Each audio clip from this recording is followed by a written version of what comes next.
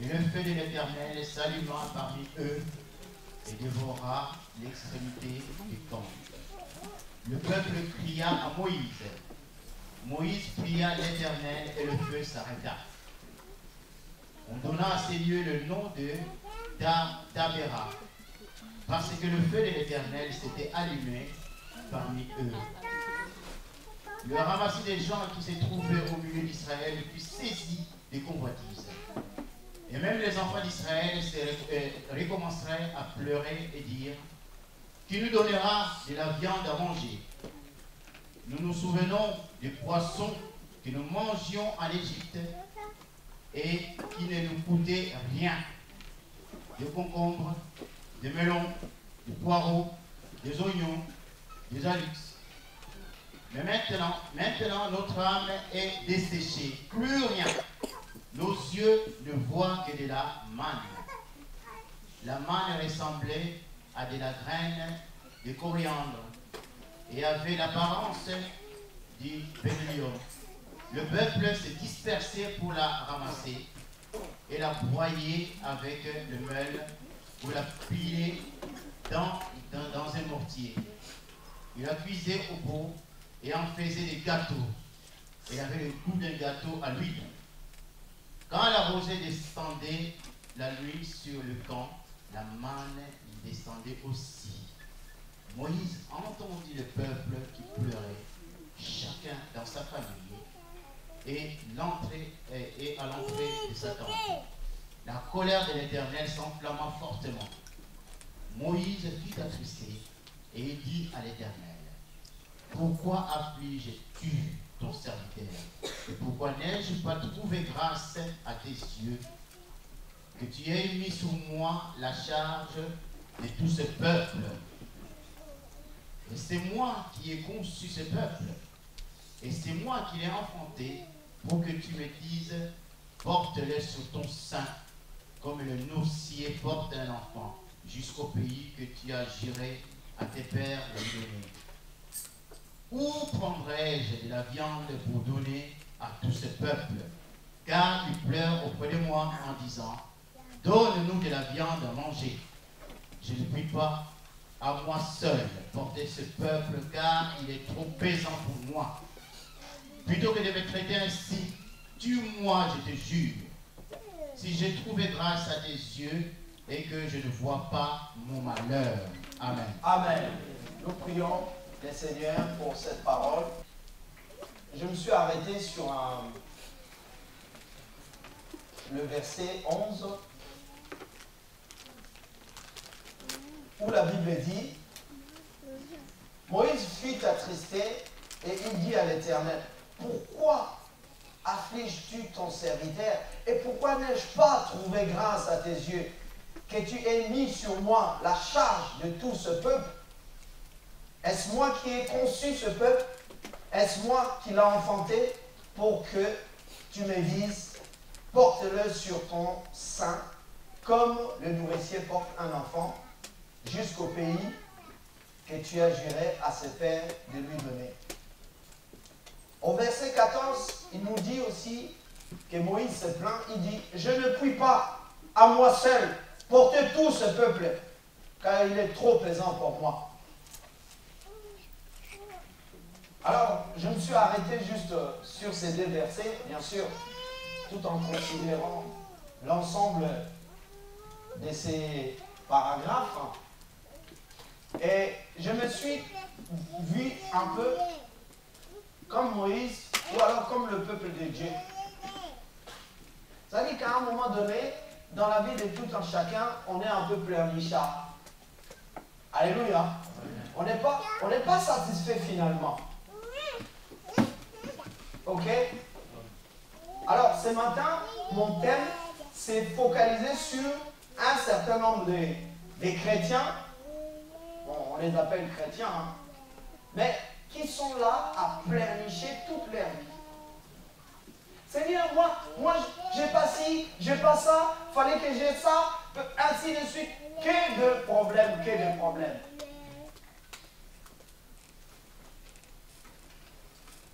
Ou alors, certain nombre de chrétiens voient toujours que des problèmes. Ils ne voient pas ce que Dieu fait. Mais la vie, elle est difficile pour tout le monde. Mais celui qui veut réussir doit regarder à Jésus. Dans ces livres, ce n'est pas écrit que parce que tu pries, tu n'auras plus de problèmes. Celui qui trouve cela, qui vient me voir. Et puis on va discuter. Dieu n'a pas dit que deux personnes ne peuvent plus, parce que vous priez, vous maîtrisez tout, vous ne pouvez plus avoir des problèmes. Ce n'est pas ce qui est écrit ici. La Bible dit, venez vous tous qui êtes chargés et fatigués, je vous donnerai du repos. La Bible dit aussi, ne vous inquiétez de rien.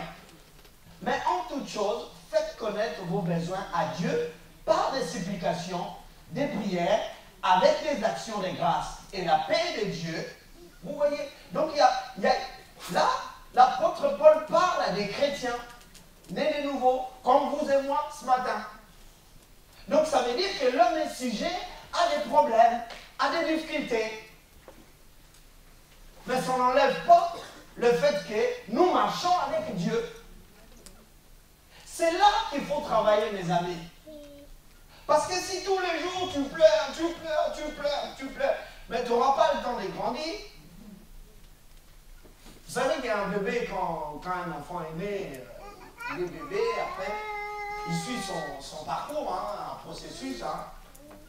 Et je pense que les enfants de mon frère Léo, ils commencent déjà à faire l'air lu, c'est ça? Pas encore.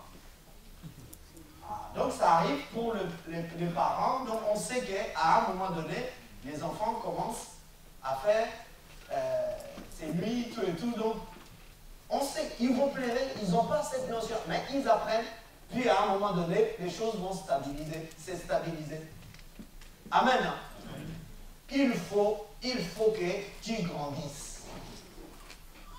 Il faut que sois comme un saumon. Vous connaissez la particularité de ce poisson-là, les saumons. Il suit toujours le courant d'eau. Alléluia. Dis à ton frère et ta sœur, sois un saumon dans l'eau. Suis le parcours. Alléluia. Il y aura des difficultés, mais il suit.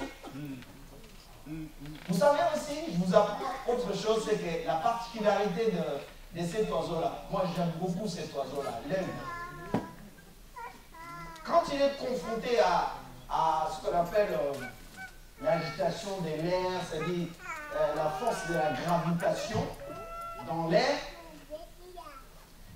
il ne veut pas s'opposer à cette force-là, parce que c'est la nature. Est-ce que vous comprenez cela? Il se laisse aller un peu, c'est-à-dire que quand il vient comme ça, le vent qui vient à contresens, ça représente comme une barrière. C'est nous, on ne le voit pas. Et lui, il se laisse un peu aller par cette puissance-là de l'air, et après, il descend et il remonte au-dessus. Et il continue à voler. Donc, ça veut dire tout simplement que tu auras des difficultés. Quand les difficultés arrivent, tranquille. Dis à ton frère et ta sœur, quand les difficultés arrivent, sois tranquille. Mais reviens maintenant vers Dieu, investis-toi dans la prière, après tu vas remonter encore. Parce que nous marchons avec Jésus. Puisque nous marchons avec lui, il a vaincu le monde et nous sommes plus que vainqueurs. Amen. Est-ce que quelqu'un peut acclamer Dieu?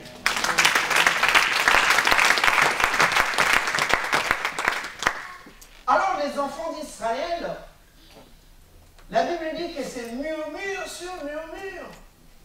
C'est pas bien. Nous allons lire à partir du verset 4.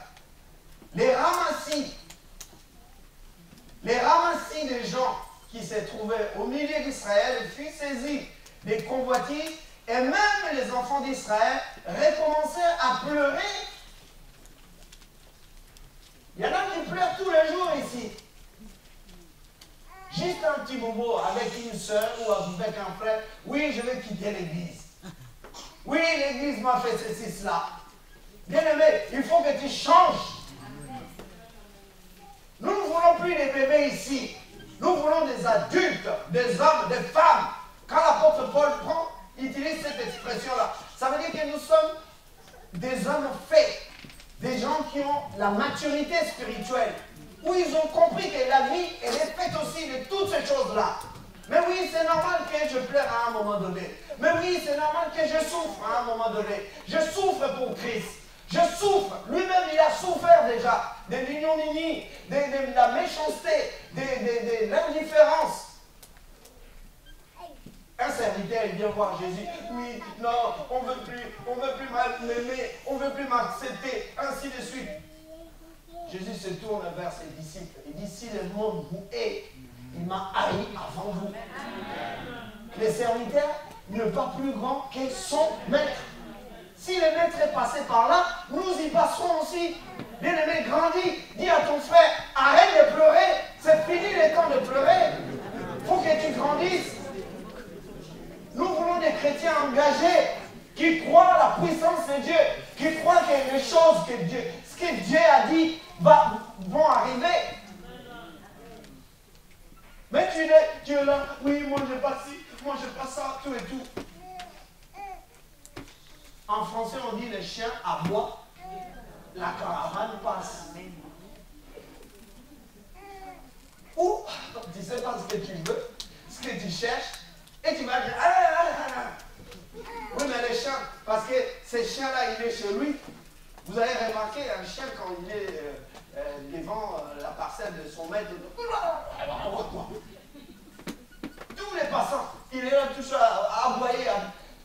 Mais dès que tu passes, tu fais au moins 500 mètres, après il se calme. Ouais, bon, lui, il est passé. Mais tu te fatigues, tu t'épuises. Au lieu de prendre le temps dans la prière, au lieu de regarder à Jésus, tu es là que oui, non, moi, on ne me fait pas ci, que de pleurer, que de pleurer, de pleurer, de pleurer. On n'en veut pas. Je continue. Je disais bien, on était au verset 4. Voilà. Et même les enfants d'Israël recommencèrent à pleurer et dire, qui nous donnera de la viande à manger? Nous nous souvenons des poissons que nous mangions en Égypte et qui ne nous coûtaient rien, des concombres, des melons, des poireaux, des oignons, des zolx. Maintenant notre âme est desséchée, plus rien, nos yeux ne voient que de la main. Ah! Qu'est-ce qui s'est passé? Dieu les a fait sortir de l'Égypte où ils étaient esclaves. On n'est pas reconnaissant, nous. Aujourd'hui encore, il y a des gens dans l'Église qui ne réalisent pas que c'est déjà un miracle que tu sois là. Un miracle que tu te lèves le matin, tu dis, hey, c'est moi. Et tu te regardes dans la glace, tu dis, ah ouais, c'est moi, je vis encore. Tu aurais pu passer. Tu aurais pu rester là-bas. Et plus rien, tu n'existes plus. Et Dieu ne te doit rien du tout. Rien, rien, rien. Parce qu'il est Dieu. Est-ce qu'il a des comptes à te rendre? Rien du tout. Est-ce que c'est à toi de lui dire, oui mais pourquoi tu m'as fait ci? Pourquoi moi je suis petite? Pourquoi moi je ne réussis pas? Pourquoi? Non, on te demande de prier, de lui faire confiance, point barre. De toute évidence, ce n'est pas ta colère qui va changer Dieu. Dieu est Dieu. Il suffit à lui-même. Vous avez déjà vu quelqu'un qui se suffit à lui-même? Ça n'existe pas. Il n'y a que Yeshua Hamashiach. La Bible dit que la terre est son marchepied. Il est assis sur son trône. La terre est son marchepied. La terre même ne peut pas les contenir. Vous imaginez ça? Dieu est Dieu, pas parce qu'il est Dieu, il est Dieu parce qu'il est le créateur, il n'a ni commencement ni fin. Écoutez bien, c'est pas quand tu penses que Dieu pouvait être comme ci ou comme ça, il n'est pas ce que toi tu penses. Même si tu comprends rien du tout, tu dis oui, de toute façon, ouais, je viens plus à l'église. ça ne changera rien du tout, il reste Dieu lui. Je ne sais pas hein, si vous comprenez ce que je suis en train de dire. Je quitte un peu cet aspect-là. Dieu, puisqu'il est Dieu, on va réfléchir théologiquement. De toute évidence, si Dieu me dit qu'il m'a créé, ça ne peut être que vrai.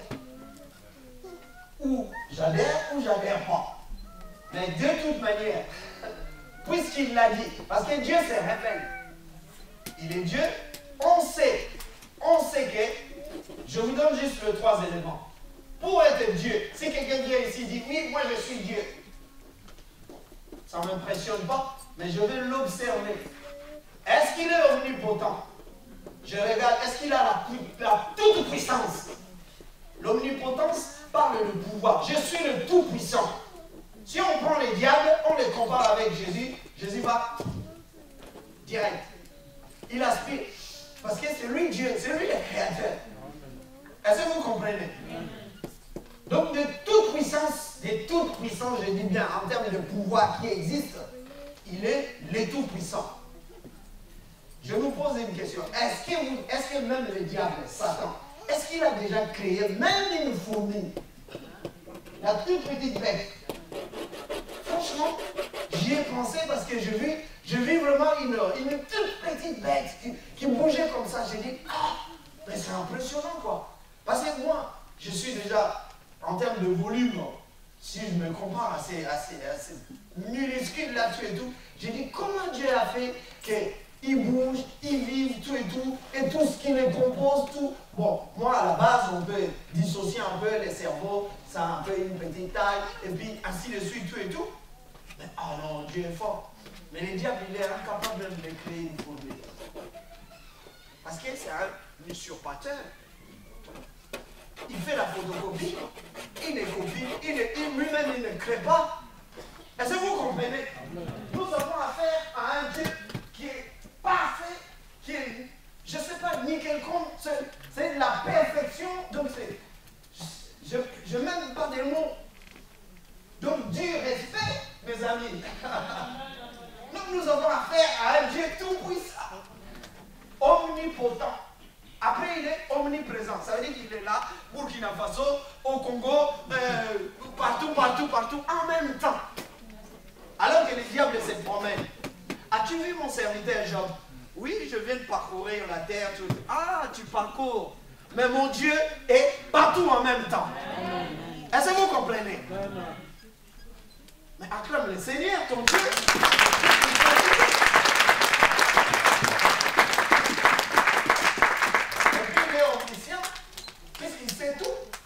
Nos pensées, tout ce qui est dans les moindres détails. Il connaît le nombre de nos cheveux. C'est impressionnant.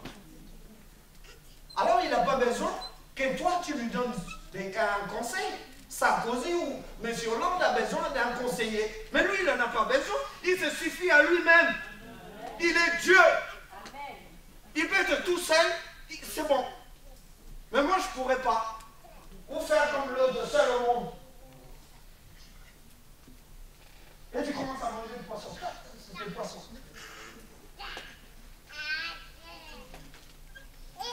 Alors, mes amis,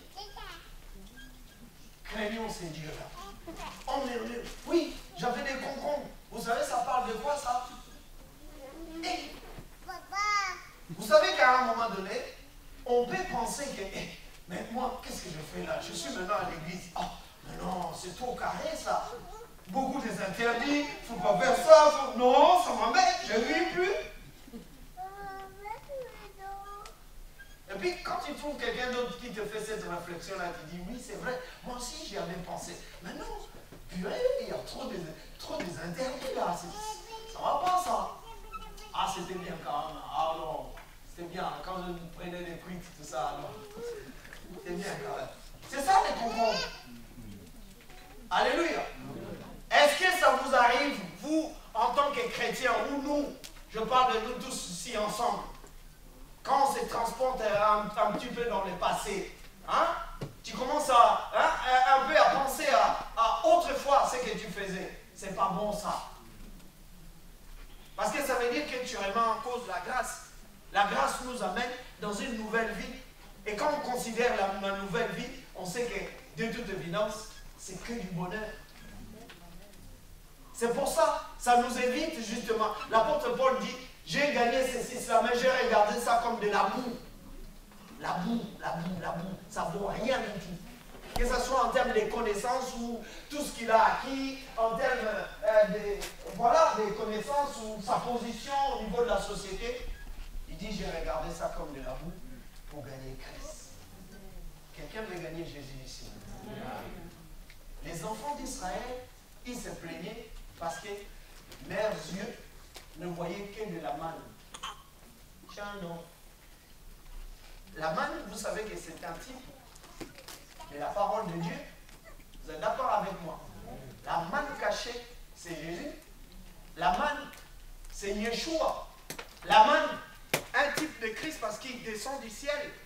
Il tombe du ciel. Jean chapitre 6 nous dit que Jésus est venu du ciel. C'est lui le pain vivant. Est-ce que vous comprenez, mes amis? Les enfants d'Israël, la parole de Dieu.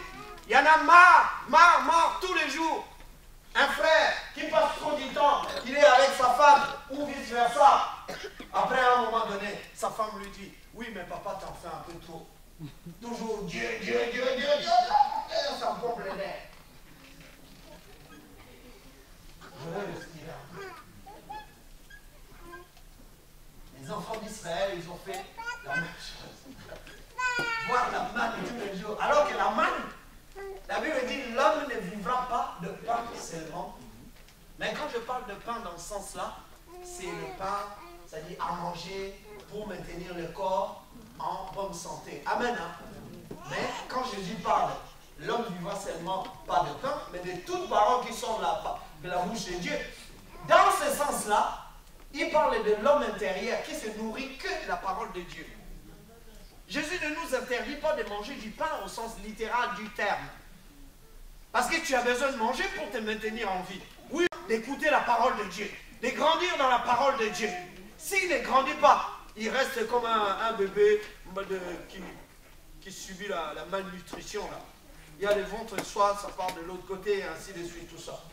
Et vous avez des chrétiens ici qui sont comme ça. Parce qu'ils sont mal nourris, parce qu'ils ne mangent pas. Alléluia. Dis à ton frère et ta sœur, mange la nourriture spirituelle. La manne spirituelle. Il faut aimer la parole de Dieu. Alors les enfants de Dieu, ils ont dit non, c'est fini ça. On n'a plus besoin de ça. Toujours de murmure. Mais Dieu est bon quand même. Là, Nombre chapitre 11, on est dans un livre où il s'est passé énormément de choses. J'ai déjà enseigné là-dessus. Mais que des bêtises, ils ont cumulé des bêtises. Alors, oui, ils se plaignent. Oui, Seigneur, non, nous n'avons rien à manger. Dieu leur envoie la manne. Et la manne, c'est un miracle de Dieu. Les gens avaient l'habitude d'aller acheter du pain chez un boulanger, par exemple. Et là, en live, le pain qui descend comme ça. Est-ce que quelqu'un... On aime tous tout ce qui est gratuit, quand même. Même ceux qui servent sur Internet, tout ça. Téléchargement gratuit. Tiens, tout ce qui est gratuit, ça attire. Les dons de Dieu sont gratuits. Dieu dit, ne mourrez pas dans vos péchés, venez. Il a tout accompli sur la croix du Calvaire à Golgotha. Il donne un don gratuit. Mais les gens, ils ne font pas la queue. C'est bizarre, hein? Et ils font la queue quand ils voient. Et il y a un film qui est sorti là, Harry Potter. Et là, à Paris, vous allez voir la queue. Mais juste pour des conneries, quoi. Des magies, tout ça. Il y a même des gamins qui brûlent deux fois leurs appartements. Parce qu'ils veulent refaire une potion magique, tout ça. Et ça va loin. C'est un esprit démoniaque, mes amis. La sorcellerie, vous ne les avez pas que dans nos vies comme ça, parce que l'Afrique, le vaudouisme et tout et tout. Vous les avez aussi au cinéma. Il y a des films, vous laissez regarder vos enfants, après, ça influe sur eux. Je vous dis la vérité. Faites attention à tout ce que vous laissez regarder à vos enfants. Il faut contrôler. Vous voyez? Donc on est comme ça, mes amis. Mais Dieu veut que nos vies changent. Dieu veut que nos vies changent, mes amis.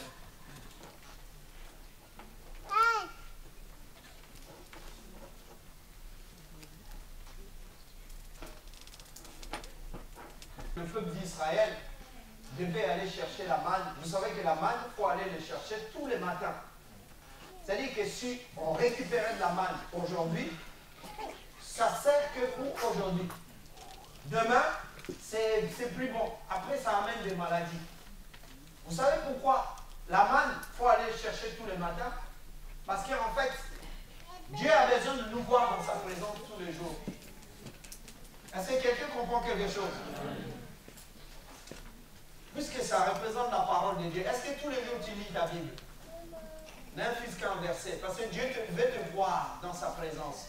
Tous les jours, que tu scrutes, que tu regardes, qu'il te donne la nourriture fraîche. C'est ça ce que ça veut dire. Et c'est comme ça que tu grandis. Mais quand tu ne fais pas ça, c'est des murmures. Dieu leur donne des cailles. Après avoir donné la manne, oui, il y en a marre. Quelle manne, Dieu donne des cailles. La viande. Après, oui, il y en a marre. Mais vous voulez quoi? Dieu a opéré des miracles. Vous vous rendez compte? Les enfants d'Israël, ils n'ont rien à manger. Rien. On est dans le désert, mes amis. Après que Dieu leur avait donné du pain spirituel, voilà la viande qui arrive. Les cailles, c'est des petits oiseaux là, tout ça. Ils viennent tout seuls. Oui. Moi, je suis envoyé par Dieu pour que tu me manges. Au lieu d'aller acheter, non, tu n'achètes rien du tout. Oh non, acclame le Seigneur, tout est gratos. Tout est gratos. C'est pour ça que j'aime bien Jésus. J'aime ce Jésus-là. C'est pas comme les témoins de Jéhovah, oui, on va vous vendre, réveillez-vous. Parce que bientôt c'est la fin du monde. Oh, non. Non, Jésus il frappe à la porte, il dit si vous ouvrez votre porte, je rentrerai, je souperai avec vous. C'est du gratos. Alléluia. C'est du gratuit. Et Dieu veut rentrer dans ton cœur pour changer ta vie, changer nos vies. Parce que nous avons besoin de lui, nous avons besoin de voir sa gloire. Mais arrêtons de pleurer. Et en plus, on n'est jamais content. Dans les déserts, Dieu opère des miracles. Mais le peuple n'est pas toujours reconnaissant. Toujours, c'est plein. Je dis ça pour nous ramener à considérer le fait que beaucoup des enfants de Dieu dans nos églises aujourd'hui, c'est que des pleurnichards. Rien à faire. Ça veut dire, oui, mais moi aussi, patati patata, arrête de pleurer, grandis. Il est temps de grandir. Il est temps que tu accèdes à d'autres choses parce que Dieu n'a pas que ça à faire. Dieu veut t'amener dans d'autres dimensions pour que tu vois la puissance de Dieu. Même quand tu vas traverser le désert, justement, Dieu va t'envoyer la manne spirituelle, il va t'amener les cailles, il va t'amener de la viande, parce qu'il sait s'occuper de nous. Vous savez pourquoi on l'appelle le Père? Parce qu'un Père, c'est celui qui s'occupe, c'est celui qui pourvoit, c'est celui qui va donner. Si tu crois que ton Dieu est Dieu, même dans tes difficultés, ton Dieu sera Dieu. Ton Dieu va intervenir. Parce qu'il va agir.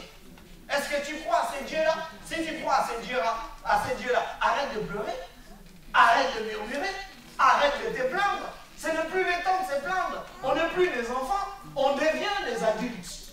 On devient des hommes, des femmes faites à la gloire de Dieu, à l'image de Yeshua. Parce que nous marchons par la foi. Parce que nous croyons que Dieu est Dieu et Dieu marche avec nous.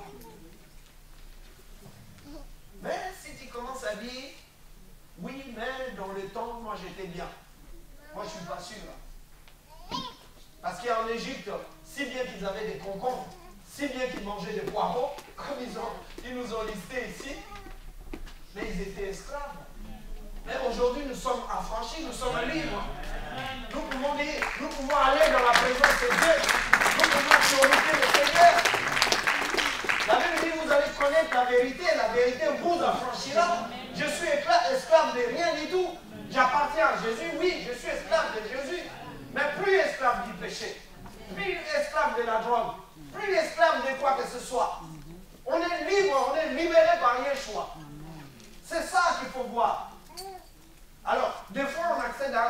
offre des choses, mais on reste esclave de toutes ces choses-là. Tu aimes bien les clopes, les cigarettes, mais tu deviens esclave des cigarettes. Prie le Seigneur que tu sois libre. Le mot libre, liberté existe. En anglais, on dit quoi? Freedom, non? Freedom, oui. Ouais, il faut être free. Dis à ton frère et ta sœur, sois free. Ben, ou tu es pas encore free, je ne parle pas de free de l'opérateur. Alléluia. Amen. Il faut grandir, mes amis. Je porte. Pourquoi tu me laisses, moi, ton serviteur? Oui, il est serviteur. Mais pourquoi tu me laisses porter tous les fardeaux de ce peuple? Ah, est-ce que c'est vraiment vrai? C'est lui qui portait les fardeaux de tout ce peuple-là. Alléluia, peuple de Dieu. C'est pour ça que je nous dis, il faut savoir ce qu'on veut, ce que nous voulons. Parce que là, mes amis, si on veut marcher avec Dieu, il faut connaître ton Dieu. Lui aussi, lui, il nous connaît. Mais si tu ne sais pas ce qui se passe en toi, ce que Dieu a déjà fait, tu te poseras toujours des questions. Tu vas continuer toujours à murmurer. Tu vas continuer à ne même pas considérer ce que Dieu a déjà fait. Parce que pour toi, il ne fait rien, c'est toi qui souffres. Tu souffres pour les autres alors que le problème n'est pas là. La vie chrétienne, mes amis, moi je vais nous dire, la vie chrétienne, Dieu ne nous appelle pas à porter le poids, le fardeau. Si on va souffrir, mais on souffre parce qu'il est question de faire d'offrir ce qu'on appelle des sacrifices vivants, parce qu'il y a des contextes où on va vivre l'injustice, des persécutions, ainsi de suite, tout et tout. Mais le vrai fardeau, c'est Yeshua lui-même qui a porté ça sur la croix du calvaire à Golgotha. J'ai envie que ce matin, que tu sois enseigné, que tu comprennes que Dieu est avec toi et que Dieu veut faire de grandes choses. Moïse, qu'est-ce qui s'est passé dans la vie de Moïse? Avant qu'il se plaigne comme ça. Moïse, c'est lui le premier, dès le départ. Dieu l'appelle. Dieu dit, Moïse, tu vas aller voir Pharaon. C'est toi qui vas sortir mon peuple du pays de l'Égypte. Moïse, j'ai déjà enseigné là-dessus. Il a posé 5 objections pour ne pas y aller. Est-ce que vous me comprenez? Alors, il y en a.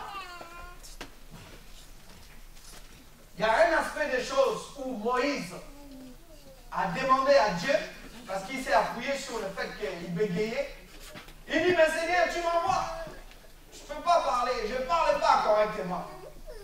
Dieu regarde et dit, ah, mais Moïse, moi je t'ai appelé. Toi, tu me proposes encore quelqu'un d'autre. Tu veux quoi? Je veux Aaron. Aaron était son frère. J'ai dit, ok. Aaron sera ta bouche. Toi, tu seras comme, un peu comme Dieu. Tu parles. Aaron va exécuter parce qu'Aaron, il sait parler. Quand tous les pays allaient devant Pharaon, ce n'est pas Moïse qui parlait. Moïse, il a juste à dire à Aaron. Il dit, Aaron, bon, tu vois, Dieu m'a dit qu'il faut qu'on fasse ceci, cela. Aaron, c'est un prédicateur. Quand il va prendre juste ces petites phrases, juste une phrase là, Aaron va faire au moins 5 phrases. Il dit, Pharaon, attention à toi. Parce que Dieu, aujourd'hui, et Moïse est là derrière, il regarde. Mais oui, parce que Moïse, il bégaye, il ne sait pas parler correctement. Alléluia. Dieu dit, ok, Moïse, toi tu veux que les choses restent à ce stade-là, il n'y a pas de problème. Je te donne Aaron. Papa Jadot, viens avec moi. Moi je suis Moïse. Ah, c'est pas passé, je suis pour moi. Toi tu es Aaron. Dieu m'a appelé d'abord, moi. D'accord? Ce que je vais vous faire découvrir, faire une démonstration, c'est que si Dieu m'appelle, je prends Dieu au mot. Si Dieu me dit, va faire quelque chose, en réalité, au point de vue spirituel, Dieu m'a déjà donné l'onction pour pouvoir le faire. Est-ce que quelqu'un me suit ici? Maintenant, si moi, je fais une objection, je dis, mais oui, mais Dieu, Dieu va récupérer une partie de l'onction. Il va donner à quelqu'un qui va être à côté de moi. Est-ce que vous me comprenez? Je vais faire la démonstration par la suite.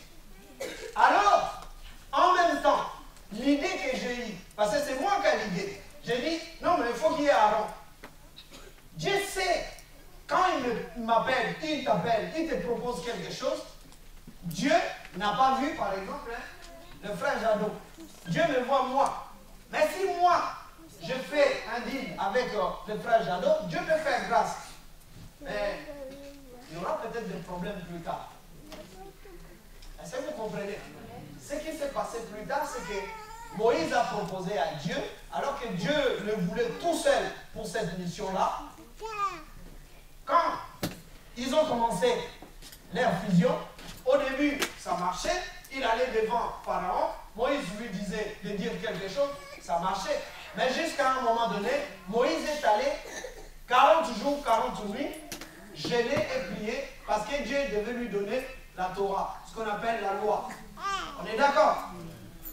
Aaron est resté dans le camp avec le peuple de Dieu. Vous savez ce qui s'est passé? Il a créé ce qu'on appelle le veau d'or. Il a amené tout le peuple à se souiller spirituellement devant le Seigneur. Ça veut dire les statuettes, ainsi de suite, tout et tout. C'est Aaron qui l'avait fait. Donc, du coup, Dieu, quand Dieu t'appelle, te dit quelque chose, ne discute pas. Ça veut dire, n'essaye pas de dire, oui, mais toi aussi viens. Non, Dieu te dit toi. Et quand Dieu te dit toi, Dieu t'a donné tous les éléments nécessaires pour que tu accomplisses cet acte-là ou cette œuvre-là. Mais si toi, tu veux prendre quelqu'un d'autre, c'est ton problème. On a vu par la suite, Moïse était dessus d'Aaron. Il descend avec les tablettes. Il dit, Aaron, mon frère, qu'est-ce que tu me fais là? Ce peuple-là, qu'est-ce qu'ils font là? Et Dieu avait déjà révélé à Moïse, il dit, Moïse descend. Regarde, les tablettes, c'est ça. Mais ce peuple-là ne mérite même pas ça. Regarde ce que ton frère Aaron est en train de faire. Il arrive, il voit Aaron. Parce que Aaron, c'était un artisan. Hein. C'est un spécialiste des tailler des pierres, ainsi de suite. Il dit, bon, vous voulez un veau d'or? Il leur a fait des veaux d'or. Et il dansait, oui. C'est un peu comme les marabouts, tout et tout. Mais Dieu, ce n'est pas des marabouts. Dieu, ce n'est pas des fétiches. Dieu, ce n'est pas, je vais voir un peu en voyant, un peu ceci, cela. Il y a quelqu'un qui fait des mélanges ici. Des amulettes, tout et tout. Non, chez nous, on utilise des barres poteaux. Parce que mon père ou mon oncle et tout, il nous donnait quelque chose pour se protéger. Si Dieu ne te protège pas, personne d'autre ne peut te protéger. La Bible dit, si l'Éternel ne veille sur une maison, c'est qu'il veille en vain. Il y a même dans nos traditions, il y en a même qui utilisent une bassine avec de l'eau. Avant de dormir, les sorciers. Parce que les sorciers, quand ils vont venir, ils vont voir la bassine, ils vont dire, hey, c'est un grand fleuve. Je te dis, mon œil, ils vont traverser, ils vont... Alléluia, peuple de Dieu. Donc vous voyez, Aaron, il a fait ça. Il a dessus qui? Il a dessus d'abord Moïse. Alors, le même Moïse, il se plaint. Donc nous allons les lire, Nombre chapitre 1, parce que j'avance.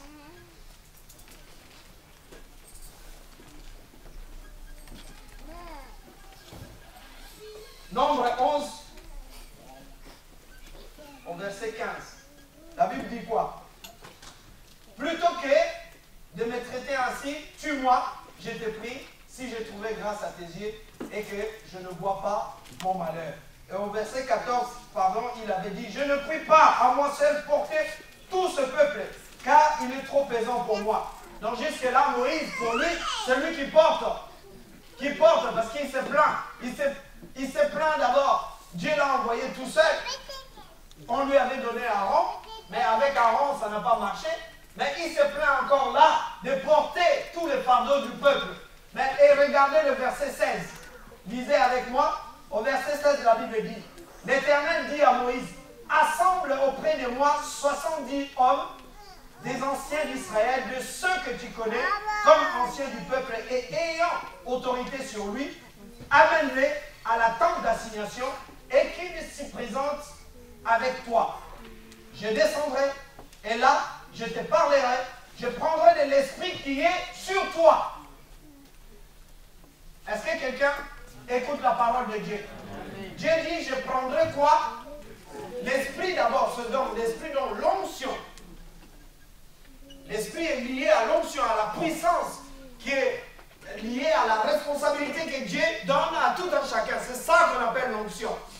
Je prendrai de l'esprit qui est sur toi et je vais le dispatcher à 70 personnes. Est-ce que vous comprenez cela? Et la Bible dit que Dieu dit pour pas que tu portes le fardeau tout seul. Et le fardeau du coup devait être porté par 70 personnes de plus. Est-ce que vous comprenez ça? Mais Moïse pouvait porter le fardeau tout seul. Pourquoi? Parce qu'il avait l'onction nécessaire pour pouvoir gérer ce problème-là. Et il s'est plaigné. Et là, je vais dire quoi? Je m'adresse à toi, à moi, mon frère, ma soeur. Si tu es né de nouveau, si tu es en Christ et que Dieu t'a appelé pour faire quelque chose, Dieu t'a donné l'onction nécessaire pour pouvoir réaliser ce dont Dieu attend de toi. Dieu ne veut pas que tu pleurniches. Dieu ne veut pas que tu te plaignes. Dieu ne veut pas que tu fasses de l'opposition, des objections, parce que Dieu t'a déjà donné quelque chose. La Bible dit dans 1 Corinthiens chapitre 12, à un autre, Dieu il a donné tel don, à un autre, à un autre. Est-ce que tu n'as pas reçu quelque chose de la part de Dieu? Oui. Peut-être tu as une grâce de chanter, il y a une grâce d'exhorter, tu as une grâce de faire ça. Mais quand tu auras des difficultés, ne regarde pas tes difficultés, regarde la l'onction que Dieu a mis en toi. C'est pour ça que Dieu avait dit à Gédéon, il dit Gédéon, va, pas avec ta force, mais va, mais avec la force que tu as reçue de moi. La vie chrétienne, ce n'est pas un effort qu'on est en train de faire, les amis. Les gens croient qu'ils viennent à l'église, qu'ils font des efforts pour pouvoir satisfaire Dieu. Ça ne marche pas. La vie chrétienne, c'est quand moi, je comprends que moi-même, je ne fais rien du tout, et que Christ en moi, par son esprit, le vouloir et le faire, il a mis ça en moi, et je suis capable de faire un certain nombre de choses. Donc Dieu, parce que sinon, ça va être pesant pour chacun de nous, vous vous rendez compte? Tu chantes, quand tu chantes, mais tu chantes pour la gloire de Dieu, cette grâce-là, c'est Dieu qui te l'a donnée. Ne te plains pas. Tu ne peux pas aller loin. Si tu veux aller loin, si tu as des problèmes, tu as juste à prier et Dieu va faire le miracle. À chaque fois que le peuple d'Israël murmurait qu'ils avaient des problèmes dans les déserts, vous remarquerez qu'il suffit que Moïse prie. S'il y a un problème, il n'y a pas de pain, il n'y a rien du tout, on mange rien, Dieu va faire le miracle. Pourquoi? Parce que Dieu avait le contrôle de tout. Est-ce que vous comprenez, mes amis? Non, on n'est plus dans les temps de pleurer. On n'est plus dans les temps de murmurer. On n'est plus dans les temps, oui, je suis en train de me plaindre. Tu as reçu une grâce. La Bible dit, si quelqu'un est en Christ, il est devenu une nouvelle créature. Il y a un don qui est déjà déversé en toi. Tu dois fructifier ça. Tu dois croire que même si tu vois les autres, leur vie changer ainsi, toi aussi ça changera. Amen. Parce que tu as reçu quelque chose de Dieu. Amen. Et à ton tour, Dieu va manifester sa grâce. C'est pour ça, rapidement, vous allez marquer, même si j'ai la foi comme un grain de sénévé. Est-ce que quelqu'un connaît, sait qu'est-ce que c'est un grain de sénévé? Le fait d'avoir une petite foi. Cette foi-là, Jésus dit, même si vous avez la foi comme un grain de sénévé, il va faire quelque chose. Parce qu'en fait, la graine de sénévé, c'est cette petite branche-là. Dès que ça pousse, la Bible dit c'est comparé comme à un royaume. Parce que le feuille de la moutarde, de cet arbre-là, il donne des grandes feuilles. Alors qu'au départ, c'est tout petit grain qui n'est pas visible à l'œil nu.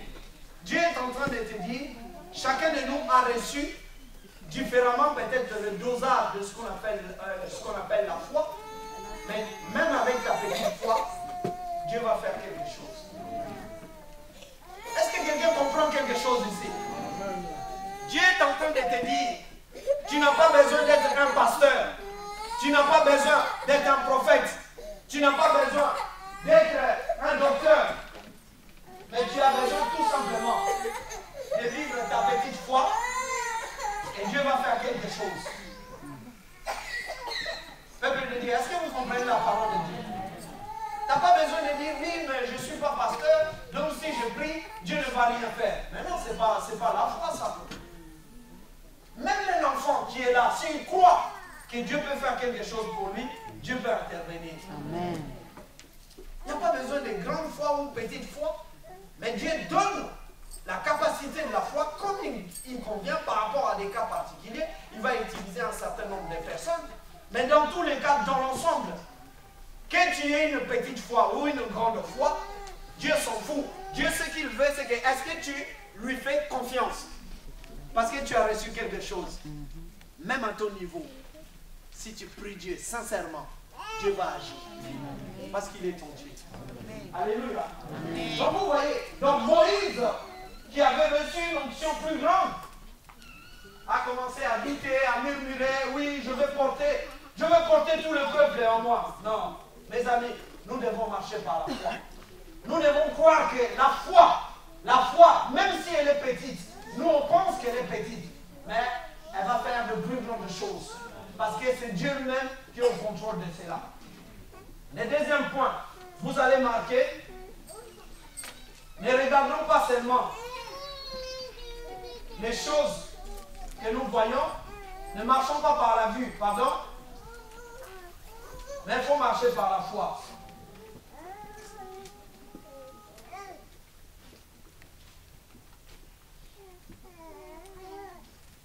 Nous allons lire Exode chapitre 7, verset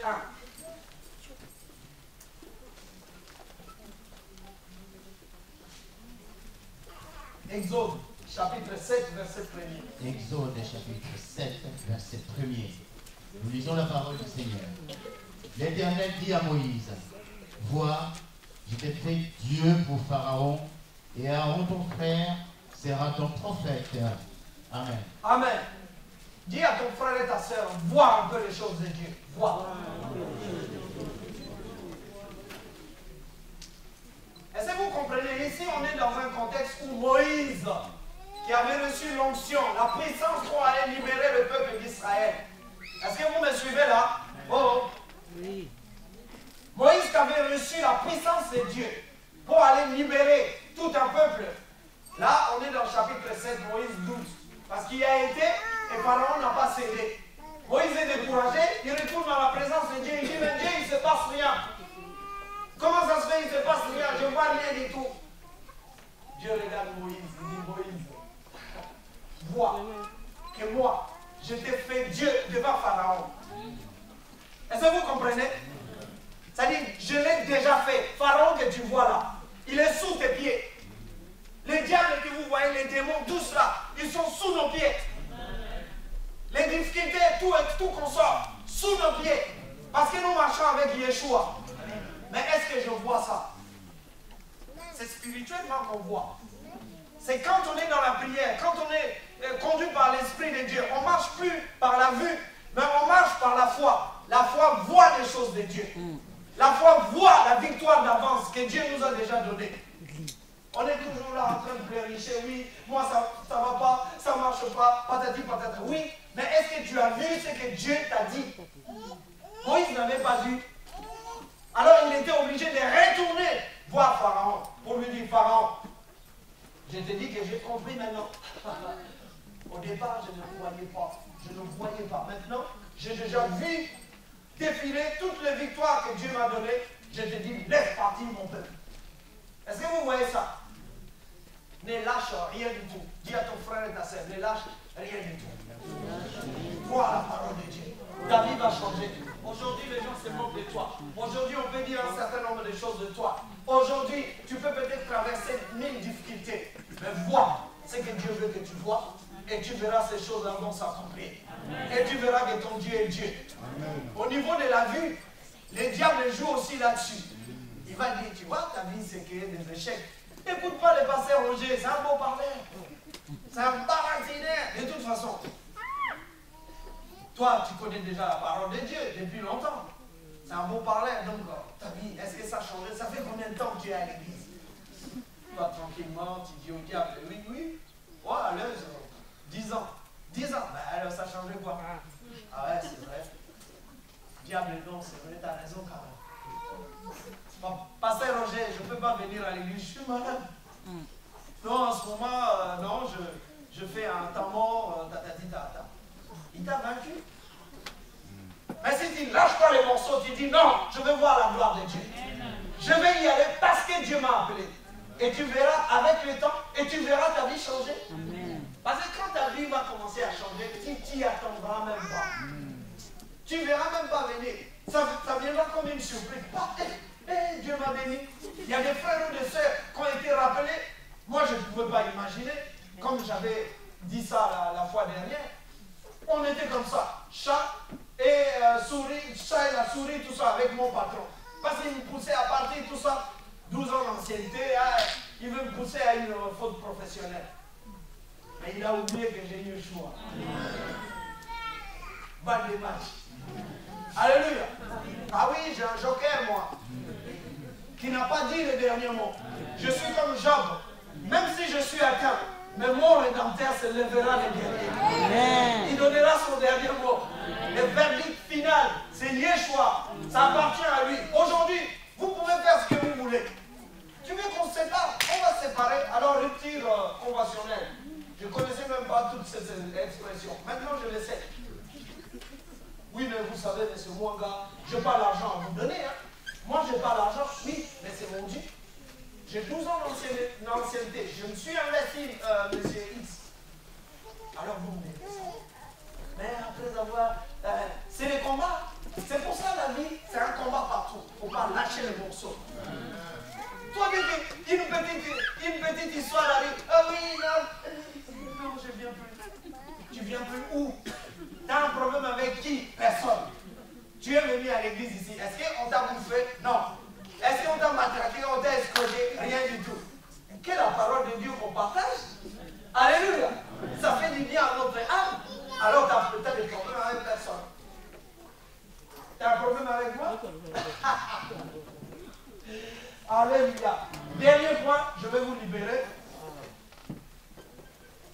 Exode chapitre 10. Dis à ton frère et ta sœur, il faut avancer. La foi agit.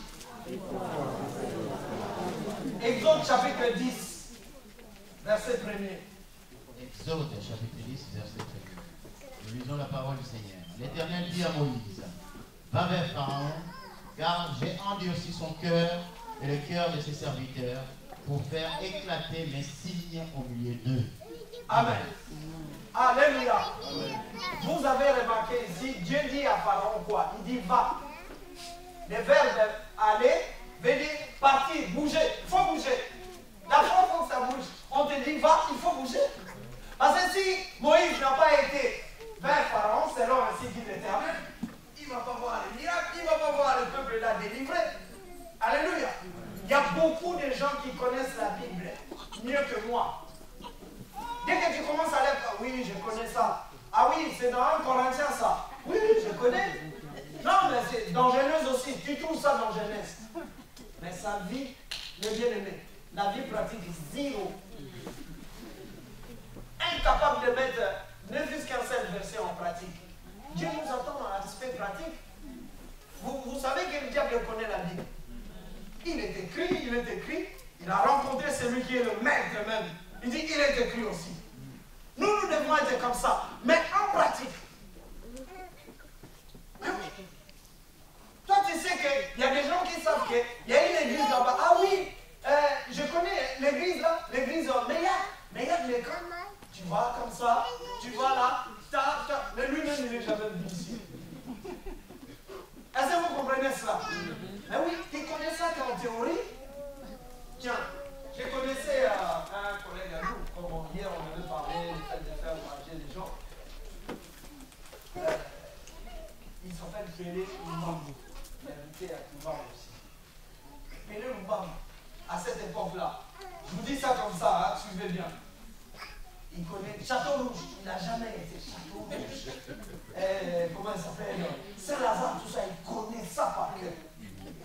Parce que comme il faisait des business pour faire voyager les gens, et dès qu'il finit, il donne des conseils. Il dit, bon, tu vois, si quand tu vas arriver, par exemple, à l'aéroport, tu vas faire ci, tu vas prendre cette porte-là, comme s'il y avait été.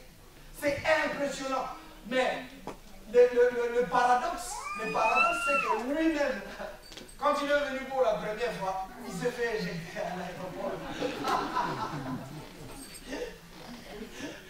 Oui, parce qu'il n'a jamais été, il n'a jamais en fait habité. Donc c'est ça ce qu'on veut dire. Il y a des gens qui connaissent toutes les réponses, même avant Dieu. Un jour, le pasteur François m'a raconté, il y a une sœur qui l'appelle au téléphone. Oui, pasteur, j'ai une question à te poser, tout ça. La sœur dit, oui, ma sœur, shalom, je t'écoute, tout ça. La sœur commence à exposer son problème. Ah, tac, tac, tac, tac. Après, la même personne, elle donne la réponse. Oui, d'accord, oui, mais pasteur, mais tu sais que, oh, mais après le pasteur, il s'en va, il dit, mais oh, mais, ma sœur, c'est toi le pasteur ou c'est moi le pasteur? Vous voyez? Donc à un moment donné, il faut... Je ne sais pas comment vous fonctionnez. Tu viens à l'église, si tu viens pour écouter la parole de Dieu, écoute, amen, mais maintenant la part que tu as reçue, mets ça en pratique. Dieu va te juger en fonction de ce que tu auras entendu. La Bible dit, les biens que je veux faire, si je ne le fais pas, je commets un péché. Le péché, ce n'est pas seulement fornication, ainsi de suite. Hein. Les péchés, en théologie, ça veut dire manquer un but. Si Dieu te dit pas à gauche, toi tu vas à droite, c'est un péché. Parce qu'il y a des gens qui comprennent pas, ah ouais, ça y est, il va nous dire à quoi que je manque ça parce que quel est le péché? Non, le péché c'est pas que la fornication, c'est pas que l'impudicité ou parce que c'est l'adultère, non. Le péché c'est aussi le fait de ne pas faire la volonté de Dieu tout simplement. Tu manques un but. Alors Dieu nous attend dans l'aspect pratique. Dernier verset, Galates chapitre 5, verset 6. Il faut que notre foi agisse. Je vais m'arrêter là. Galates chapitre 5, verset 6. Galates chapitre 5, verset 6. Nous lisons la parole du Seigneur.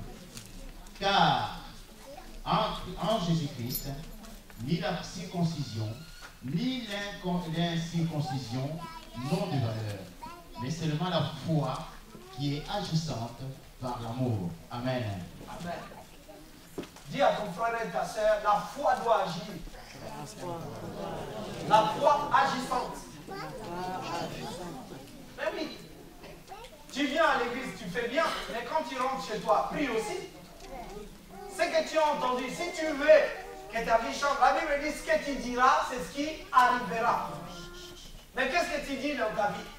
Tout le temps, tu es en train de raconter tes difficultés. Oui, moi j'ai pas ci, moi j'ai pas ça, moi on m'a pas fait ci, on m'a pas fait ça.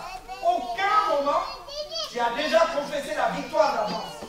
Aucun moment, tu as déjà dit, avec le Seigneur, j'aurai la victoire. Aucun moment, tu t'es transporté vraiment dans la perspective de la victoire. Que de malheur, que de malheur. Tu es en train de réitérer toujours ce qui est. Ça peut être une vérité, une réalité dans ta vie, mais à un moment donné, quand tu rentres dans la vie de prière, il faut voir la victoire. Il faut confesser la victoire. Confesse la victoire. Le problème avec Moïse, c'est que Moïse s'est plaigné, mais Moïse avait déjà la capacité de pouvoir diriger ce peuple-là. De la même manière, aujourd'hui, tu viens à l'église, tu es né en Christ, tu as déjà reçu l'onction. Mais nous voulons que cette onction travaille. Nous voulons que ta vie porte de fruits. Nous voulons que tu confesses de bonnes choses. Nous voulons plus de murmures. Nous voulons que tu grandisses. Ce que tu attends du Seigneur, dis-toi, si tu marches par la foi, si tu vas,